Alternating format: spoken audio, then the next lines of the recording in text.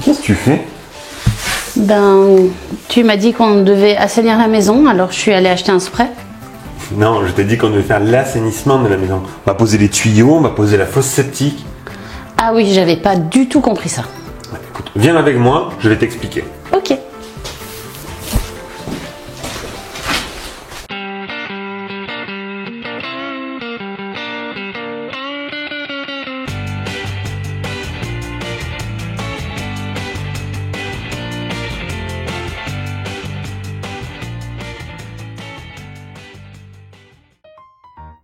Ok, alors on a enfin reçu la livraison pour préparer l'assainissement. Donc on a plein de trucs différents. Est-ce que tu veux bien nous expliquer à quoi ça va servir? Parce que là, je suis pas sûre de tout comprendre.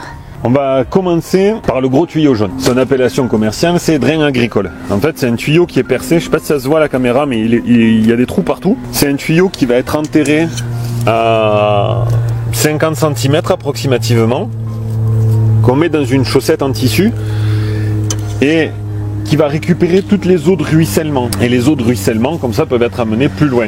Et au moins, ça assainit un peu la maison et ça enlève une partie de l'humidité de la maison. Ensuite, on a le bac à graisse. Attends, laisse-moi deviner. C'est un bac pour mettre la graisse? À peu près, on en est pas loin. C'est un bac qui a une entrée, une sortie. Et en fait, on met les eaux de cuisine dessus. On peut mettre aussi la salle de bain, mais bon bref. Ça sépare les graisses de l'eau. Tout ce qui est graisse cuisine, mais même aussi les graisses des pecs Excel et choses dans le genre. L'eau dépose ses graisses et l'eau sort non graissée. Ça évite d'encrasser les tuyaux et que du coup, ça crée des bouchons à long terme. Ok, mais ça veut dire qu'il va falloir le vider, ça? Oui, c'est suivant l'utilisation. Là, sur une cuisine, idéalement, il faut le vider tous les 6 mois. Ouais, tous les 6 mois, il faut enlever la pellicule de graisse supérieure. Tu le vides pas complètement. T'as juste une pellicule à enlever. Mais ça prend du temps de faire ça? Non, si tu le fais régulièrement, ça prend vraiment pas longtemps. Par contre, si tu le fais pas régulièrement, que tu le fais tous les 5 ans, en fait, tu le fais pas. Tu fais venir une société qui le fait pour toi. Bon, et les autres alors? Ça, par exemple, dénomination commerciale, le tabouret, c'est un regard. Les eaux rentrent, les eaux sortent. On met un tampon. Alors moi j'ai pris en fonte, mais ils existent aussi en béton et en PVC. Et ça te permet d'avoir une visite sur ton réseau. Si jamais ton réseau se bouche pour une raison X ou Y, tu peux envoyer un furet par là pour déboucher la canalisation, quoi. Un furet, c'est un tuyau à haute pression avec une tête percée qui te permet de nettoyer l'intérieur des tuyaux. Donc là, on a des regards béton, les regards béton pour le réseau pluvial. On va faire rentrer des eaux pluviales par le dessus. Donc là, il y a une pré-découpe qui a été faite pour pouvoir faire rentrer les gouttières. Et après, on fait sortir les eaux sur le côté. Ça permet de récupérer les feuilles ou des choses comme ça qui tombent dans les gouttières et qui descendent. Donc il y a 4 regards comme ça, un par gouttière évidemment, donc par descente. Et ces regards et le drain vont être connectés sur ce regard. Et après, ça partira le plus loin possible de la maison. Et là, il y a plein de tuyaux. Alors, je vois qu'il y a des couleurs différentes. Donc, je suppose que c'est des utilisations différentes. Tout à fait. On a, pour commencer, le PEHD. C'est pour remplacer le tuyau d'alimentation qui va du compteur qui est dans la cave jusqu'à la maison. Celui qui a cassé, qui nous a coûté 450 mètres cubes d'eau. Donc voilà, il y en a un neuf pour le remplacer. Les tuyaux beige, on va dire, couleur sable, c'est les ventilations du réseau. Il faut savoir que les réseaux créent des gaz. Et il faut dégazer les réseaux, tout simplement. Donc il va y avoir des tuyaux qui vont monter en toiture et qui vont permettre de ventiler le réseau. Les tuyaux gris, c'est pour l'eau pluviale. Donc c'est ce qui va être connecté sur chaque boîte. En dessous, on a des tuyaux bleu foncé, c'est pour faire le réseau des eaux usées. Et les bleus clairs, on voit avec les fentes, c'est le drain qui va être installé en sortie de la filtration. Ok, et le gros là, à droite, il sert à quoi? Le gros, c'est pour faire les rehausses sur les regards que je vous ai montré tout à l'heure sur les tabourets. Parce que le tabouret va se retrouver, par exemple, dans l'angle là-bas, on est à 1,60 m sous terre. Pour avoir le tampon qui, lui, va être au niveau du sol, je suis obligé de rehausser la colonne. Et du coup, je vais couper un morceau dans ce tuyau pour remonter à la surface. Bon, du coup, là, il y a tout ce qu'il te faut pour finir l'assainissement. Et il y a les 2 cuves qui sont au fond. Ah oui, les 2 cuves. Bon, attends, on va aller les voir. Ok, donc ça c'est les cuves, mais pourquoi il y en a 2? Il y en a 2, en fait, ça c'est la première cuve, c'est une fosse toute eau de 4 mètres cubes. c'est là que se fait la séparation des eaux et des boues en fait. Les eaux chargées rentrent de l'autre côté. Par décantation, les eaux et les boues se séparent et les eaux ressortent ici. Donc une fois que les eaux et les boues sont séparées, les boues seront enlevées par une entreprise qui viendra pomper et les eaux rentrent dans cette cuve. Donc ça c'est un filtre à bourre de coco. Les eaux rentrent, sont filtrées de façon gravitationnaire par ce filtre et sortent ici. En fait ça c'est une pompe de relevage qui récupère les eaux propres qui sont du coup en fond de cuve, qui les font remonter et qui sortent de là.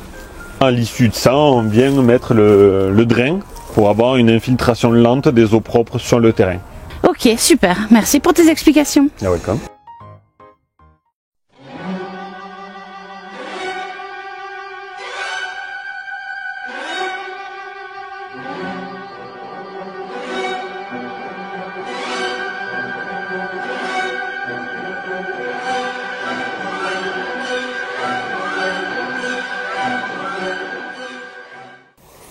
Je fais un petit facecam pour vous expliquer un petit peu ce qui est en train de se passer.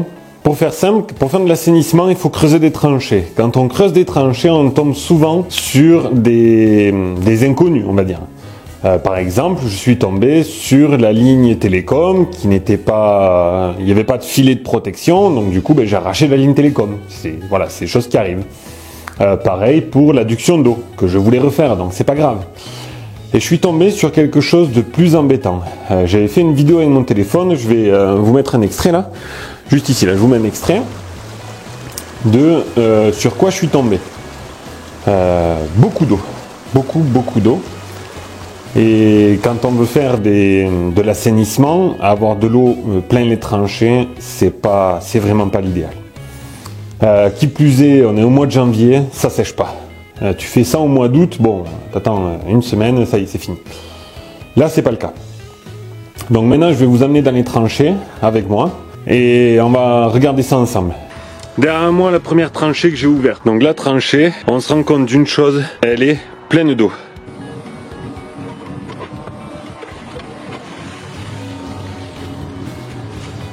Dans la tranchée qui est derrière moi là, il y a approximativement 1 mètre d'eau. Donc je suis en train de pomper cette eau, l'envoyer plus loin là-bas. Et tant que tout ça, c'est pas assaini, je peux pas faire l'assainissement. Parce que là, c'est vraiment galère. Heureusement aujourd'hui le soleil est de la partie. Bon, il faisait quand même moins de 2 tout à l'heure. Hein. Bref, moins 2 dans une tranchée pleine d'eau.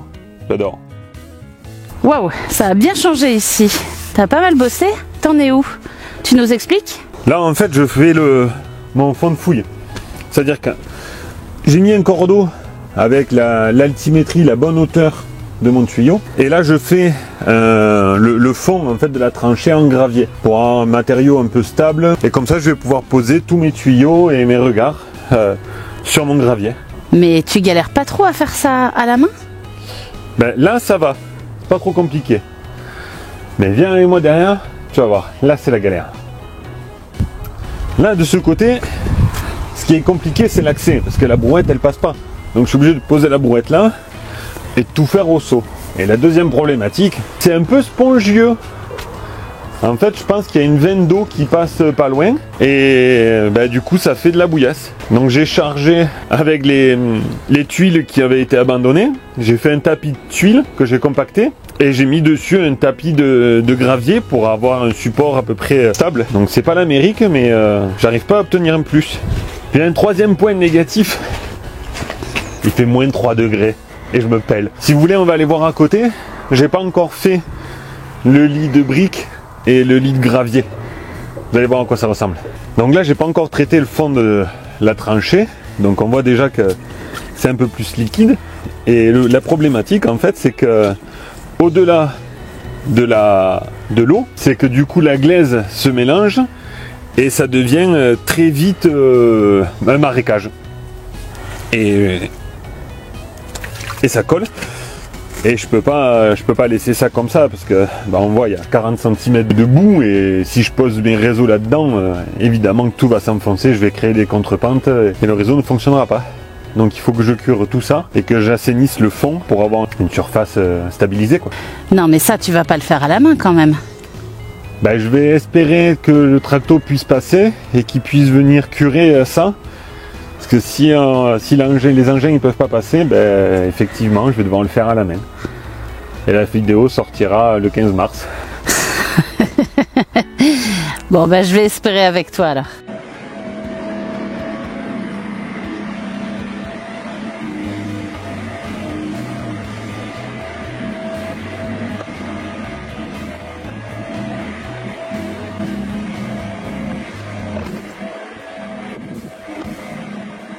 Je voulais faire un petit point chantier avec vous. On est le 23 janvier, il fait 6 degrés, donc par rapport à la semaine dernière c'est plutôt cool, on a gagné 12 degrés. J'ai la visite de conformité le 25 janvier et c'est pas gagné. Donc à quelques jours de la visite de conformité, c'est toujours plein d'eau. On a de l'eau qui sort de partout, on a essayé, on a commencé à vider le puits, mettre des pompes partout. Les pompes elles chopent de la merde, du coup elles s'arrêtent, bref, c'est compliqué. C'est compliqué. Samedi on a passé la journée avec le collègue, avec le tractopelle, à curer les tranchées. On est approximativement à moins 15 du fil d'eau. J'ai fait rentrer des cailloux comme ça. Merci à Chausson qui a pu me faire une livraison en un temps record. On va remplir les tranchées de cailloux.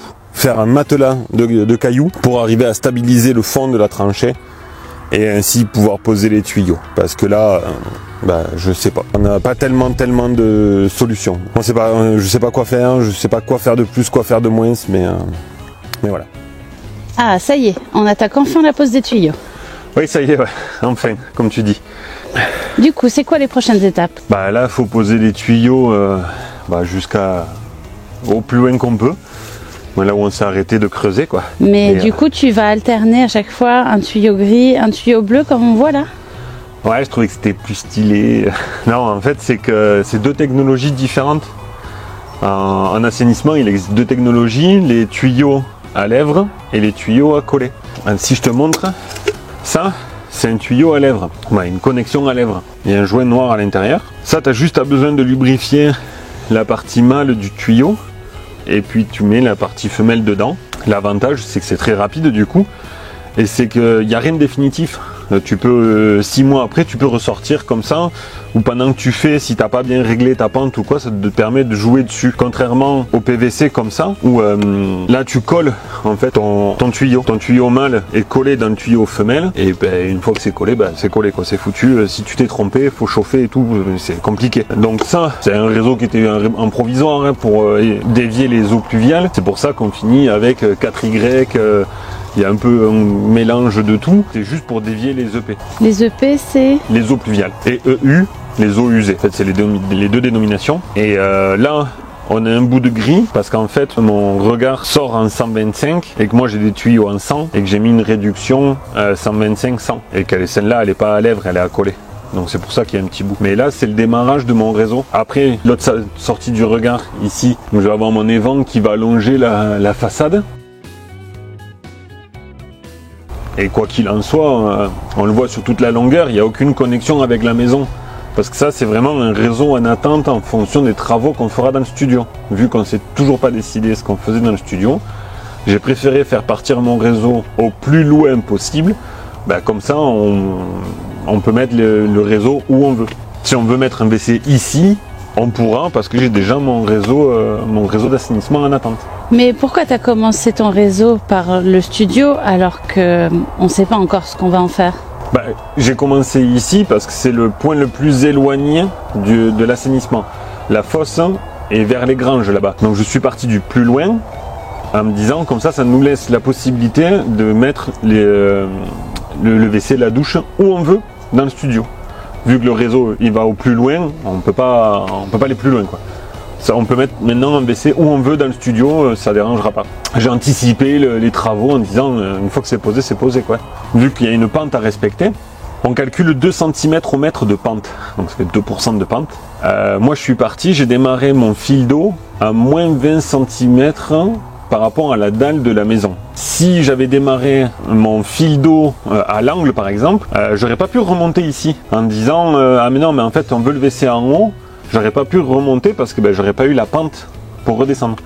Alors qu'en me mettant au plus loin de la maison, au plus haut, forcément, n'importe où je vais, j'aurai de la pente suffisante pour raccorder mon réseau. C'est que c'est un peu complexe cette histoire, mais il faut qu'on respecte cette pente de 2 cm au mètre. Donc là, on est à moins 20 cm par rapport à la dalle de la maison. À l'angle, 10 mètres plus loin, on est à moins 40 cm de la dalle de la maison. 25 mètres plus loin, à l'autre angle de la maison, on est à moins 90 cm, etc., etc.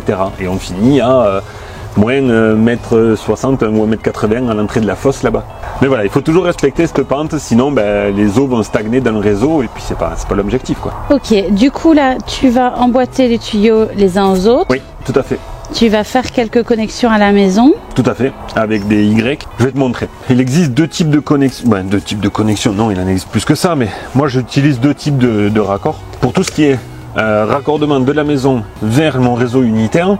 Donc réseau unitaire parce que j'ai qu'un seul tuyau qui va amener toutes les eaux. C'est-à-dire que je vais avoir des tuyaux qui vont sortir de la maison, on verra ça plus loin, mais j'ai des tuyaux qui vont sortir de la maison et qui vont venir avec un coude à 45 degrés, comme ça, et qui vont venir se connecter sur mon réseau unitaire.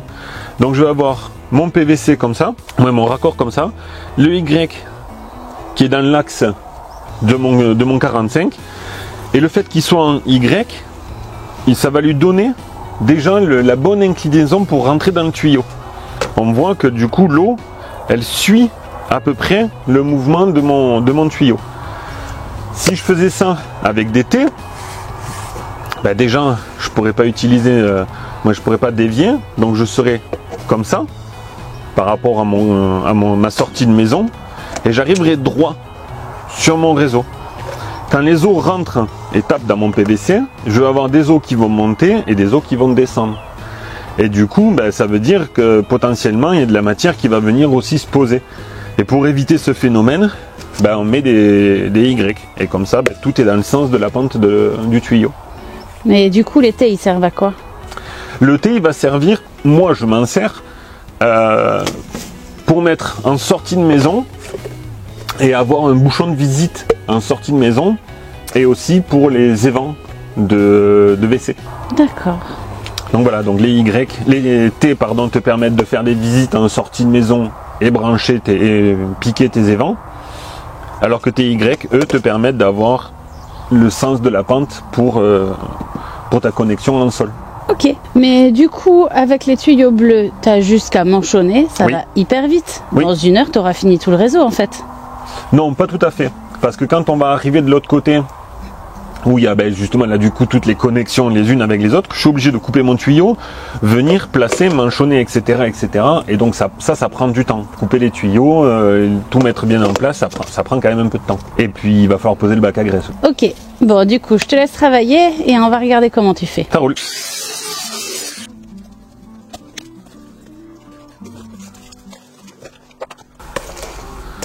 Donc là tu vois, on met bien le lubrifiant.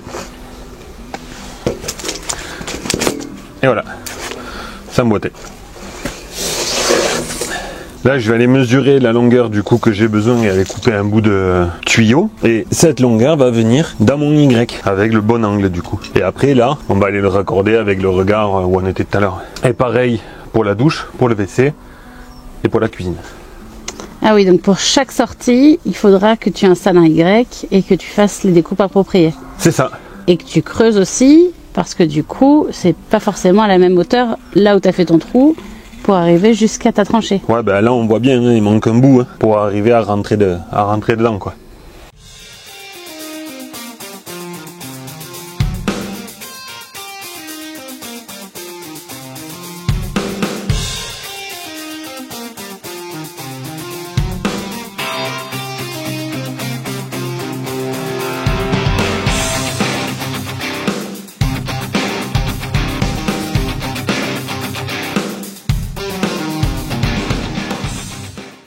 Allez, on se retrouve pour le réseau pluvial. Il faut que je casse le regard existant pour pouvoir mettre ce regard à la place, avec le haut du regard qui arrivera à fleur de l'ancien, un bout de PVC qui va passer devant moi, qui va venir ici, qui va prendre les PVC, on part au fond, il va y avoir donc 2 coudes à 45 degrés dans l'angle, et on tire jusqu'au fond à l'autre regard d'eau usée, où là il y aura à nouveau 2 coudes à 45, et on redescend en direction de la fosse, mais en direction du puits dans un premier temps. Toutes les boîtes sont branchés via des Y sur le réseau unitaire principal. Donc voilà, pas grand chose de compliqué, pas grand chose de différent que le premier réseau. La différence, c'est la pente. Vu qu'on est sur de l'eau dite propre, on passe à 1 cm au mètre de pente. Je commence par péter ce regard, ouvrir, connecter.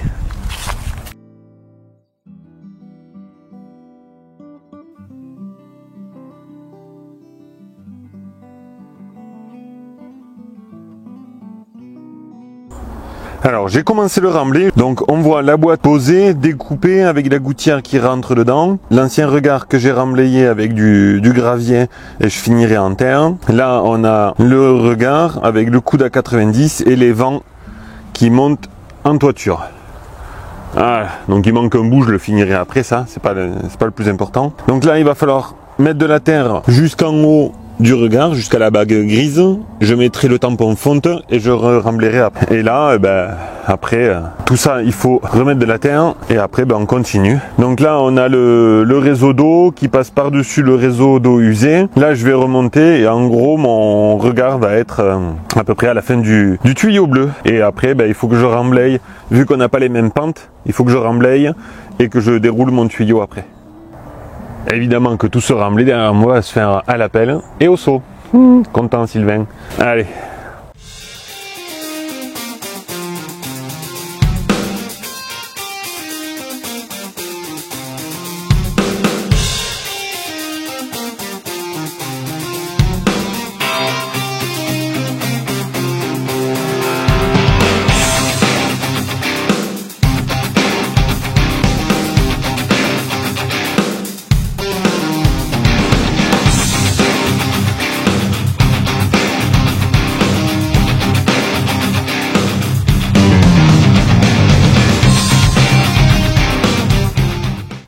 Et là, je vais manchonner un petit bout et du coup, je voulais vous montrer comment on réalise une emboîture mâle-femelle quand on n'a pas de joint à lèvres. Alors déjà, je vais couper le PVC à la bonne taille.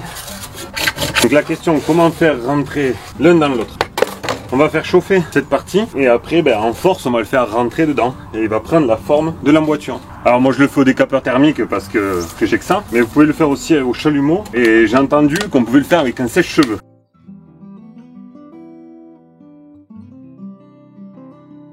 Donc là du coup on a une jonction mâle qui est devenue femelle et voilà. Alors je vais vite le mettre en place avant qu'il refroidisse de trop. Donc la jonction est au centre de l'écran, je sais pas si vous la voyez.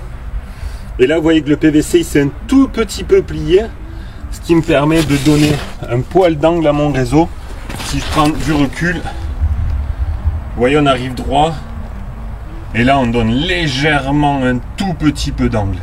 Et maintenant je vais repartir avec un PVC à lèvres, un joint. Donc voilà, j'ai posé le réseau au pluvial par terre, là où il devait être. Maintenant on va faire le drain.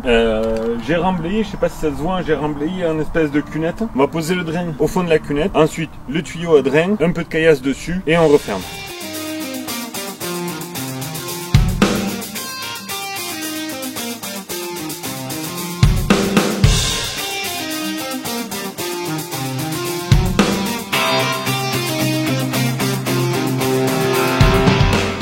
Ça a été un peu plus compliqué que prévu. Je croyais que la couronne de drain faisait 25 mètres, donc je suis parti confiant. En fait, elle en fait 50. Voilà. Donc la chaussette, le tuyau dedans, tuyau qui est perforé. Du coup, les eaux vont couler, vont traverser le fil, rentrer dans le tuyau et va partir plus loin.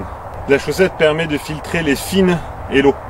Donc la terre restera sur le bidime et l'eau traversera. Idéalement, il faut mettre du gravier dessus.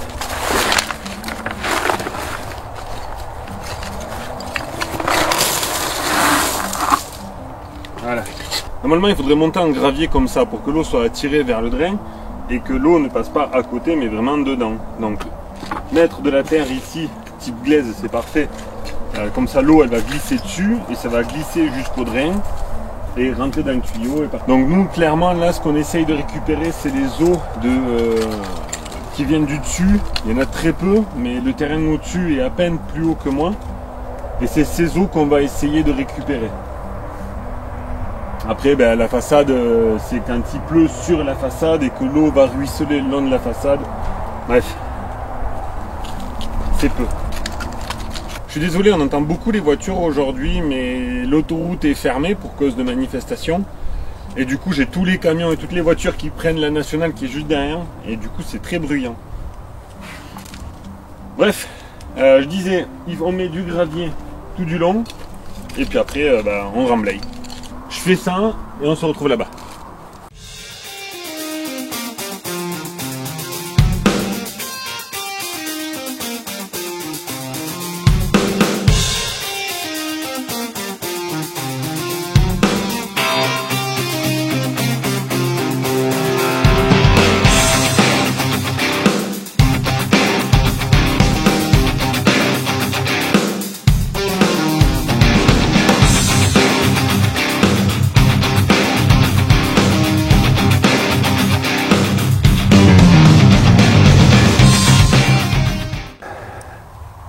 On est samedi, la vidéo sort mardi et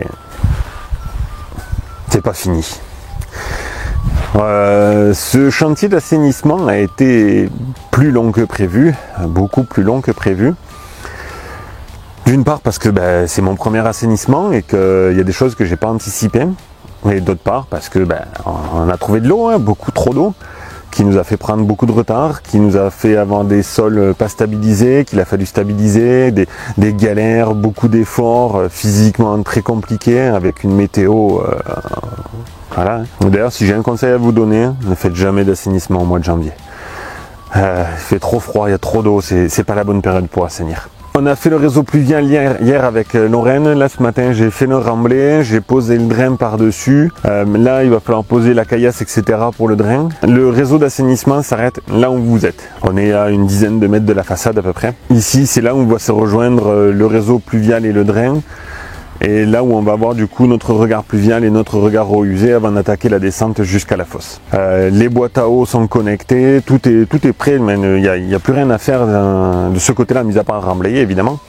Donc le Sictom est venu, ils m'ont donné l'autorisation de remblayer et on fera une deuxième visite quand la fosse sera connectée. Donc on connectera la fosse, je pense, au mois d'avril, mai, quand le sol aura un peu séché, qu'on aura pu faire d'autres ouvrages autour. Mais bon, au moins déjà dans un premier temps, on peut refermer toute la partie maison. Du coup, le remblai, je le ferai sûrement semaine prochaine, mais il y a quand même beaucoup de boulot pour refermer.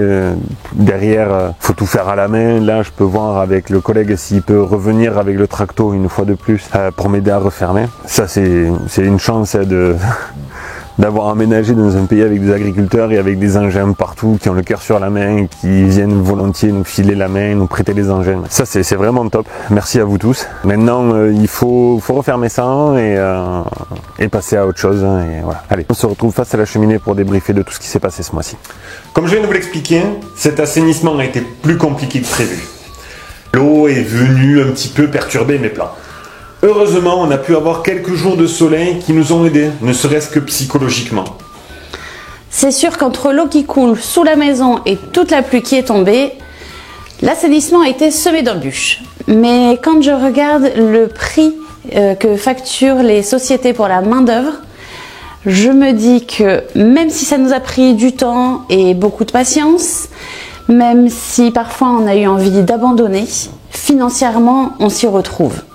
Et puis, je crois pouvoir dire que Sylvain peut être super fier du travail qu'il a fait sur l'assainissement. Merci. Maintenant que l'assainissement est presque terminé, qu'est-ce qu'on va faire en février ? Qu'est-ce qu'on va faire en février ? Il faudrait qu'on s'occupe de la cuisine. Il faut casser la dalle de la cuisine, recouler une dalle pour avoir les deux planchers à la même hauteur. Sans oublier toutes les réservations pour les prises en sol. Et puis, il faut poser la baie vitrée. On n'a pas fini de jouer de la brouette, hein. Oh non, le béton, j'en ai ras la casquette. Une fois qu'on aura fait ça, ce serait quand même une bonne chose de faite. En attendant, on vous souhaite une journée parfaite.